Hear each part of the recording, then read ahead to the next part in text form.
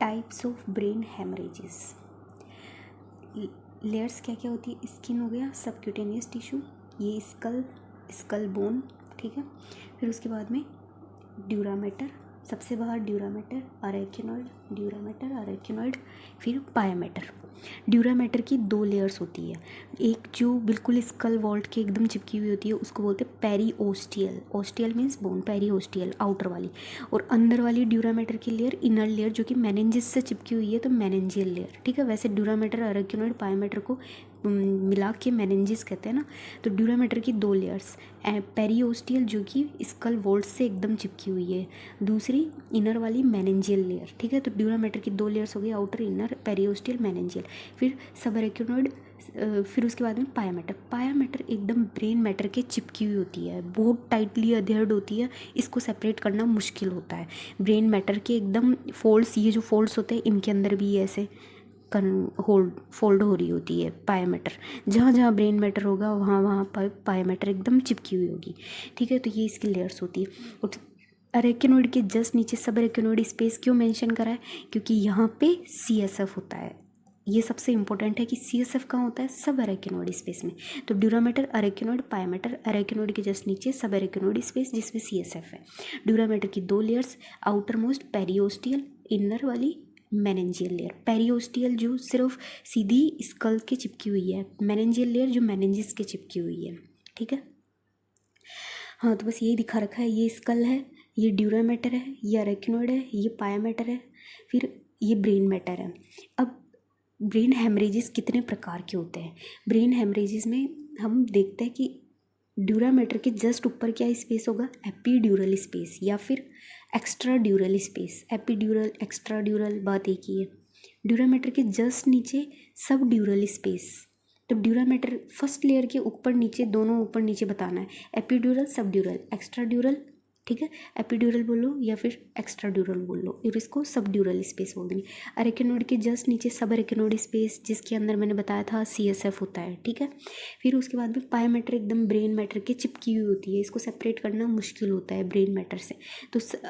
तो मतलब brain matter के अंदर हेमरेज होगा, मतलब क्रेनियम के अंदर हेमरेज, कोई भी, उसको क्या बोलेंगे? इंट्राक्रेनियल हेमरेज, ठीक है। तो कितने प्रकार हो गए? एपीड्यूरल, सब ड्यूरल, एक्स्ट्रा एपीड्यूरल जस्ट ड्यूरामेटर के ऊपर, जस्ट ड्यूरामेटर के नीचे, जस्ट अरेकिनोइड के नीचे, और फिर क्रेनियम के अंदर। तो एपीड्यूरल, सब ड्यूरल, सब अरेकिनोइड, इंट्राक्रेनियल, 5 टाइप्स के हेमरेज हो गए, ठीक है। अब एपीड्यूरल, सब ड्यूरल, सब अरेकिनोइड में डिफरेंस पता होना चाहिए। पहली बात तो ये लिस्ट कॉमन है क्योंकि ये सबसे डेंजरस है। एपीड्यूरल वाला सबसे डेंजरस है, इसलिए लिस्ट कॉमन है। मतलब जो चीज़ सबसे ज़्यादा फैटल है, डेथ कोज कर सकती है, ऑफकोर्स वो लिस्ट कॉमन चीज़ होगी। लाइफ में ऐसे रियरली देखने को मिलती होगी ना। तो ये list common, highly fatality, death इससे होती है, मतलब बहुत ज़्यादा फैटल है ये वाला, ठीक है। और यंग एज ग्रुप से मिलता है। जबकि सब ड्यूरल एल्कोहलिक पेशेंट, एल्डरली पेशेंट, कोई बुढ़ा इंसान या फिर कोई अल्कोहलिक पेशेंट आता है तो अपन एक्सपेक्ट कर सकते हैं सब ड्यूरल हेमरेज। तो epidural, subdural, subarachnoid haemorrhage, least common, highest fertility, young age, alcoholic, elderly patient. Mechanism क्या रहेगा कि किस रीज़न से ये वाली इंजरी होती है, किस रीज़न से ये, किस रीज़न से ये। टेरियन रीजन होता है हमारा स्कल का, उस जगह पे अगर टेम्पोरल साइड में होता है, उस जगह पे अगर इंजरी होती है तो एपीड्यूरल हेमरेज होता है। कूप टाइप की इंजरीज जो होती है। सब ड्यूरल हेमरेज कब होता है? ट्रोमा में, जैसे बॉक्सर्स, तो कोई भी बोले बॉक्सर्स, एल्कोहलिक पेशेंट या फिर एल्डरली पेशेंट, तो वो सब dural haemorrhage. Violent shaking, shaking means आगे पीछे, अगर अपन किसी के हेड को पकड़ के आगे पीछे करते हैं, ये किसी का हेड है बच्चे का और अपने उसको आगे पीछे शेक किया, आगे पीछे, तो उसको शेक करने को वोलेंट शेकिंग, शेकन बेबी सिंड्रोम कहेंगे उसको। किसी भी बेबी, चाइल्ड अब्यूज़, किसी चाइल्ड को अब्यूज़ करते हैं तो उस टाइम पे शेकन, उसके हेड को शेक करेंगे तो वो शेकन बेबी सिंड्रोम कहेगा। उसके अंदर वॉयलेंट शेकिंग, वेलोसिटी वाला इम्पैक्ट आगे पीछे वाला, तो उसमें सब ड्यूरल हेमरेज रहेगा। ये बैट्स हो जाएगा। बेरी एन्यूरिज्म, बेरी एन्यूरिज्म कहाँ होता है? सर्किल ऑफ विलिस के अंदर होता है, बेरी शेप का होता है, इस टाइप का एन्यूरिज्म होता है बेरी वाला। एक सेक्युलर एन्यूरिज्म होता है, फ्यूजिफॉर्म एन्यूरिज्म होता है, एन्यूरिज्म के टाइप से। Berry aneurysm circle of Willis के अंदर होता है। AV माल फॉर्मेशन, आर्टरी तब, तो बेरी एन्यूरिज्म हो गया, आर्टीरियल वेन वेन्युलर माल फॉर्मेशन हो गया, कोई ट्रोमा इसके लिए भी मोस्ट कॉमन कोज है। सब एरेक्नोइड के लिए मोस्ट कॉमन कोज पूछे तो ट्रोमा। स्ट्रोक से हो सकता है, सब स्पॉन्टेनियस हो सकता है। तो ये याद रखना, ये टेरियन की इंजरी की वजह से, शेकन बेबी सिंड्रोम, चाइल्ड अब्यूज़ के टाइम पे, अल्कोहलिक पेशेंट, एल्डरली पेशेंट के अंदर होता है। ये लिस्ट कॉमन होता है बिकॉज ये सबसे डेंजरस होता है। एपिड्यूरल वाला सबसे डेंजरस होता है। ये वाला बेरी एन्यूरिज्म के रप्चर की वजह से होता है सब एरेक्नोइड वाला। Of course berry aneurysm, circle of Willis arachnoid, subarachnoid space में होगा इस रीज़न से। तो ये इसके कॉजेज हो गए जो इम्पोर्टेंट है, ठीक है। हाँ, अब इससे जो ब्लड निकलेगा ये हेमरेज किस प्रकार का होगा, इससे सोर्स ऑफ मीन्स ब्लीडिंग क्या होगा, आर्टरी होगी या वेन होगी। तो इसमें आर्टीरियल है, इसमें वेनस है या आर्टीरियल है, क्योंकि इसमें मिड इन मेनेंजियल आर्टरी रेस्पॉन्सिबल है, इसमें ब्रिजिंग वेन्स, इसमें सर्कुलोविलिस। मैंने कहा सर्कुलोविलिस में ही बेरी एन्यूरिज्म होता है, बेरी शेप का एन्यूरिज्म होता है, और उसके रप्चर से सब एरेक्नोइड हेमरेज होता है। तो इसलिए arterial venous, arterial middle meningeal artery, bridging veins हो गया, सर्कुलोविलिस हो गया। शेप कैसी रहेगी, शेप ये जो हेमरेज है उसकी शेप क्या रहेगी, सीटी स्कैन पे कैसे दिखेगी। अगर दिख रहा है इस टाइप का तो बाई कॉन्वेक्स है, लेंस शेप का है, लेंटिफॉर्म शेप का है। इसमें लिमिटेड स्पेस टू एक्सपेंड, ये मैं बाद में एक्सप्लेन करूँगी, बट ये ऐसा क्यों होता है बस ये शेप याद रखना। इसमें कैसी शेप रहेगी, सी शेप रहेगी, चांद के जैसी शेप, तो मून शेप, सिकल शेप, और कॉनकेवो कॉन्वेक्स, तो कॉनकेवो कॉन्वेक्स हो गया, मून शेप, सिकल शेप, बनाना शेप, क्रिसेंट शेप, सी शेप। तो ये सारी शेप्स इसके लिए हो गई। स्टार शेप का रहेगा, मीन्स इरेगुलर शेप है एक तरह से, सब एरेक्नोइड में कोई शेप डिफाइंड नहीं है। तो सीटी स्कैन पे कैसी शेप दिखेगी वो बताना है, ठीक है। अब ल्यूसिड इंटरवल क्या होता है, कोई भी ल्यूसिड इंटरवल का मतलब होता है जैसे कोई एक्सीडेंट हुआ और किसी ने मतलब हेड पे हेलमेट नहीं लगा रखा था, एक्सीडेंट हुआ, उसके बाद में वो बेहोश हो गया, उसके बाद में वो उठा, घर गया, उसने अपनी मम्मी को सबको कहानी बताई कि मेरे साथ ऐसे हुआ, मेरा एक्सीडेंट हुआ, आराम से सबसे बात करी उसने। फिर थोड़े टाइम बाद वो फिर से बेहोश हो गया, उसकी मम्मी पापा उसको हॉस्पिटल लेकर जाते हैं, तो डॉक्टर्स उसको गैस करते हैं कि एपिड्यूरल हेमरेज है। क्यों, क्योंकि वो जो इंटरवल था जिसके अंदर वो कॉन्शियस हुआ था, दो अनकॉन्शियस स्टेट्स के बीच में, वो ल्यूसिड इंटरवल था। मीन्स फर्स्ट अनकॉन्शियस, फिर कॉन्शियस होगा, फिर वापस अनकॉन्शियस हो जाएगा, वो ल्यूसिड इंटरवल होता है। जिसमें कॉन्शियसनेस वाली बीच वाली स्टेज को हम ल्यूसिड इंटरवल कहते हैं, जिसमें वो कहानी सुना रहा है, खाना खा रहा है, जो भी काम कर रहा है एकदम हेल्दी है, वो वाली स्टेज ल्यूसिड इंटरवल होगा। ये ल्यूसिड इंटरवल इंपॉर्टेंट क्यों है, क्योंकि इसमें अगर वो पेशेंट, अगर वो क्रिमिनल है तो उसको हम सज़ा दे सकते हैं, सज़ा के लिए वो वैलिड है। और कोई प्रूफ अगर उसको देना है, कोई ऐसा इंसान जिसको कुछ सीक्रेट पता है, तो वो हमें बता सकता है उसी इंटरवल के टाइम पे, अपनी आखिरी विश जो होती है वो रख सकता है। तो ल्यूसिड इंटरवल काफ़ी इंपॉर्टेंट है। और ऐसे भी कि डॉक्टर्स को इसके बारे में पता होना चाहिए डायग्नोज करने के लिए। हम अगर इसको मिस कर दें और हम पेशेंट को घर भेज दें कि हाँ ये तो ठीक हो गया, और घर जाने के बाद में वो वापस से अनकॉन्शियस हो जाए और डेथ हो जाए, तो फिर वो इलीगल हो जाएगा ना, इस टाइप से। तो मतलब इसका मेडिको लीगल इंपॉर्टेंस बहुत ज़्यादा है। तो ल्यूसिड इंटरवल माइंड में रखना है। एपिड्यूरल हेमरेज में मोस्ट कॉमनली देखने को मिलता है, सब ड्यूरल में भी कभी कभी देखने को मिलता है, रेयर है, बट एपिड्यूरल से ये रिलेटेड ज़्यादा होता है, बस ये याद रखना है, ठीक है। अब एपिड्यूरल हेमरेज जो होता है ना, वो कभी भी सुचर लाइन को क्रॉस नहीं करता है, बाद में एक्सप्लेन करूँगी। ये सुचर लाइंस को क्रॉस करता है, ये सुचर लाइंस को क्रॉस करता है, इसलिए इसकी शेप ऐसी है। जबकि ये सुचर लाइंस को क्रॉस नहीं करता, एक ही जगह पे कंस्ट्रक्टेड रह जाता है, इसलिए इसकी शेप लेंटिफॉर्म शेप है। उसको मैं बाद में और एक्सप्लेन करूँगी, बस ये एक बार के लिए याद रखना। सुचर लाइंस को क्रॉस नहीं करता है, सुचर लाइन को क्रॉस करता है। प्रेजेंटेशन मैंने भी बताया, पहले तो लॉस ऑफ कॉन्शियसनेस, बेहोश हो जाएगा, उसके बाद में वापस उठेगा, कंप्लीट ट्रांजिएंट रिकवरी हो जाएगी, एकदम ढंग से काम करेगा, सब कुछ कहानियाँ सुना देगा, मेरे को ऐसे एक्सीडेंट हुआ, ये हुआ, वो हुआ, मैं बेहोश हो गया, फिर ऐसे जो भी है वो ल्यूसिड इंटरवल चल रहा है उसका। फिर वापस अनकॉन्शियस हो जाएगा और फिर डेथ हो जाएगी, इसलिए बोला हाईली फैटल। इसलिए ल्यूसिड इंटरवल को डायग्नोज करना बहुत ज़रूरी है। इसमें डायलेटेड फिक्स्ड प्यूपिल रहेंगे, ठीक। इसमें पेशेंट कैसे प्रेजेंट करेगा, कुछ वीक्स तक, स्टार्टिंग के कुछ वीक वो नॉर्मल रहेगा, उसके बाद में मतलब कैसे टाइप के पेशेंट आएंगे, पहले तो एल्डरली, बूढ़े लोग, या फिर अल्कोहलिक पेशेंट आएंगे। तो वो स्टार्टिंग के कुछ वीक नॉर्मल रहेंगे, मीन्स वो हेमरेज के साथ में कंपनसेट कर पा रहे हैं लाइफ के साथ में, बट उसके बाद में उसके सेंसोरियम ख़राब होने लगेंगे, अल्टर्ड सेंसोरियम। कॉन्शियसनेस फिर भी प्रेजेंट रहेगी। अल्टर्ड सेंसोरियम मीन्स हेडेक होगा, सीजर्स आएंगे, डिजीनेस रहेगा, कन्फ्यूजन रहेगा, वो सारे फीचर्स रहेंगे। सेंसोरियम बिगड़ेगा, ब्लरिंग ऑफ विजन रहेगा, वो सारा। बट उसको कॉन्शियसनेस है, कॉन्शियसनेस प्रेजेंट रहेगी। तो वो मतलब मैनेज कर रहा है वो उसके साथ में, एक तरह से सोचे तो कंपनसेट कर रहा है उसको। तो एल्डरली पेशेंट, अल्कोहलिक पेशेंट या बॉक्सर्स, ऐसा कुछ भी हो तो ठीक है। और ये लास्ट वाला सब एरेक्नोइड हेमरेज, जो कि सर्किल ऑफ विलिस के रप्चर होने की वजह से बनता है, उसमें थंडर क्लैप हेडेक रहेगा। ये क्वेश्चन पूछा जाता है। थंडर क्लैप मीन्स लाइफ में ऐसा हेडेक कभी उसने फील नहीं किया होगा, इतना dangerous, sudden onset severe headache. Okay, thunder clap जैसा हेडेक रहेगा।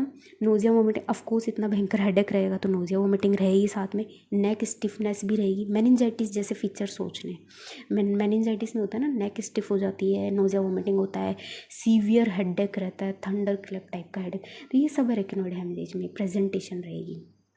ठीक है, तो सबड्यूरल, एपिड्यूरल, सबड्यूरल, सब एरेक्नोइड हेमरेज। ठीक है, अब ये पोस्ट मॉर्टम डिफ्रेंशिएशन, डेथ के बाद में हमें सबड्यूरल वाला और सब एरेक्नोइड को डिफ्रेंशिएट करना है। सबड्यूरल था या सब एरेक्नोइड था। एपिड्यूरल होगा, ऑफकोर्स वो स्कल वोल्ट को हटाते ही दिख जाएगा, ड्यूरामीटर के जस्ट ऊपर दिख जाएगा, डिफ्रेंशिएट करने में दिक्कत नहीं है। वो इन दोनों में से डिफ्रेंशिएट करना है कि वो सबड्यूरल है या फिर सब एरेक्नोइड है। इसमें पानी से वॉश करना है, अगर ये वॉश हो जाता है तो मीन्स वो सबड्यूरल है, अगर वो नहीं होता है तो भी वो सब एरेक्नोइड है। ठीक है, ये डिफ्रेंशिएशन हो जाएगा। अब ये देखो, ये एपिड्यूरल है ड्यूरामीटर के ऊपर, ये सबड्यूरल है, ये सब एरेक्नोइड हेमरेज है, ये इंट्राक्रेनियल हेमरेज है ब्रेन मैटर के अंदर। तो ये 4 टाइप के हेमरेज हो गए। अब इसका शेप कैसा है, लेंटिफॉर्म, लेंस शेप का, या फिर लेंटिफॉर्म लेंस शेप। इसमें क्या शेप है, सी शेप है। ये एक्सपेंड कर रहा है, इतना बड़ा है ये, यहाँ से यहाँ तक का, बट ये एक्सपेंड नहीं कर रहा है। ये एक्सपेंड क्यों नहीं कर रहा है, क्योंकि ड्यूरामीटर के ऊपर है। अब ड्यूरामीटर क्या होती है, स्कल के सुचर से टाइटली अधेयर्ड होती है। तो ये यहाँ मान लो स्कल का सुचर है, यहाँ स्कल का सुचर है, तो इसके बीच में ये ड्यूरामीटर एकदम टाइटली अधेयर्ड है। तो वो ये इस हेमाटोमा को ना इधर जाने देगी ना उधर जाने देगी। तो इसके पास में लिमिटेड स्पेस हो गया जहाँ पे ये ग्रो कर सकता है। जबकि ये ड्यूरामीटर के नीचे है, ड्यूरामीटर के नीचे, तो इसके लिए स्पेस ही स्पेस है, तो ये इस तरह से ग्रो करेगा और सी शेप बना लेगा। तो अगर सीटी स्कैन पे हमें बड़ा और सी शेप का इस तरह से अगर दिखता है तो वो सबड्यूरल है। अगर हमें इस तरह की शेप का और लिमिटेड हो रखा है एक ही स्पेस पे, तो इसका मतलब वो सबड्यूरल है, एपिड्यूरल है। क्यों, क्योंकि ड्यूरामीटर उसके नीचे है, जिसने एक साइड सुचर से उसको रिस्ट्रिक्ट कर रखा है कि ना इसके बियॉन्ड जाना है ना इसके बियॉन्ड जाना है। ठीक है, इसलिए इसकी शेप सी शेप रहेगी, क्रिसेंट शेप, बनाना शेप, जो भी शेप मून शेप की रहेगी, जबकि ये ऐसे शेप की रहेगी, क्योंकि ये जो ब्लू वाली ड्यूरामीटर है वो इसको रिस्ट्रिक्ट कर रही है। ये देखो, ये सुचर है तो यहाँ पे रिस्ट्रिक्ट कर दिया, यहाँ पे सुचर होगा तो यहाँ रिस्ट्रिक्ट कर दिया, तो ये एक्सपेंड ही नहीं कर पाएगा इतना, इसलिए इसकी शेप ऐसी बन जाती है, जबकि ये पूरा एक्सपेंड करता है। ये बहुत बड़ा डिफरेंस है। ठीक है, तो ये देखो सिटी स्कैन में हमें कैसे देखना है। ये हेल्दी ब्रेन है, ये एपिड्यूरल है, क्योंकि ये इस शेप में है और एक ही एरिया में कंस्ट्रिक्ट हो रखा है, रिस्ट्रिक्ट हो रखा है सिर्फ यहीं पे, क्योंकि ये इधर इधर एक्सपेंड नहीं कर पा रहा है। जबकि ये कितना एक्सपेंड करा है इसने, बहुत सारा। और कैसी शेप बनाई है, बनाना शेप, शी शेप, बहुत ज़्यादा एक्सपेंड करा है ना इसने। ये देखो कितना एक्सपेंड करा है, क्यों, क्योंकि सुचर लाइन से ये रिस्ट्रिक्टेड नहीं है।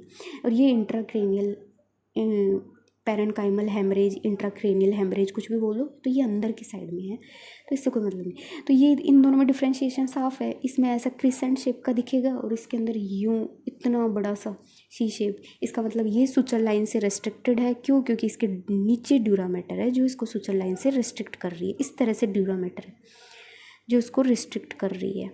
ठीक है, जबकि इसमें क्या है, ड्यूरामीटर इसके ऊपर है, चारों तरफ है, तो ये कहीं भी एक्सटेंड जा सकता है। ड्यूरामीटर की आदत है, वो सुचर्स पे एकदम टाइटली चिपकी हुई होती है स्कल से, तो ऑफकोर्स इसके ऊपर होगा तो वो सुचर से बियॉन्ड नहीं जाएगा। इमेजिनेशन करना है थोड़ा। ठीक है, तो ये सबड्यूरल, एपिड्यूरल। फर्स्ट एपिड्यूरल की बात करते हैं। ये कैसा है, क्रिसेंट शेप का, और ये सिर्फ रिस्ट्रिक्टेड है इस एरिया में, जबकि सबड्यूरल इतना बड़ा है और सी शेप का है, बनाना शेप का है, इस टाइप से। ठीक है, क्योंकि ये सुचर लाइन से रिस्ट्रिक्टेड नहीं है, जबकि ये रिस्ट्रिक्टेड है। तो एपिड्यूरल, सबड्यूरल। सेम इसमें मैंने ये दिखाना चाहा कि ये आर्टीरियल ब्लड होता है, ये वीनस ब्लड होता है, क्योंकि ये मिडिल मेनिंजियल आर्टरी की वजह से होता है, ये ब्रिजिंग वेन्स की वजह से होता है। ठीक है। हाँ, मैं बोल रही थी कि एपिड्यूरल जो है वो टेरियन के रप्चर की वजह से होता है। तो टेरियन कहाँ होता है? यहाँ होता है टेरियन। कौन सी बोन्स के जंक्शन से ये बनता है, ये क्वेश्चन पूछा जाता है। फ्रंटल हो गई, पैराइटल हो गई, squamous part of temporal bone हो गई, और greater wing of sphenoid bone हो गई। तो greater wing of sphenoid, frontal bone, parietal bone, और ये squamous part of temporal bone, ये ग्रेटर विंग ऑफ स्फिनोइड। यहाँ पे ये जो जंक्शन बनता है उसको टेरियन कहते हैं। तो 4 बोन्स के मीटिंग से ये बनता है। कौन सी 4 बोन्स है वो क्वेश्चन पूछा जाता है। Frontal, parietal, squamous part of temporal bone, greater wing of sphenoid. इस पे रप्चर होता है तो क्या होता है? एपिड्यूरल हेमरेज होता है, वो क्रिसेंट शेप वाला एपिड्यूरल हेमरेज।